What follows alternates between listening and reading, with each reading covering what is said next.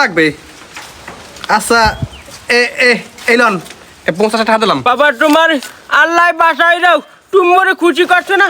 খারাপ তোমার মুই এইটা খুশি হয়ে পুরস্কার করলাম, যেকালে তোমার খারাপ সময় যাইবে না সেই সময় তোমার এইটা কাজে লাগবে। নাও।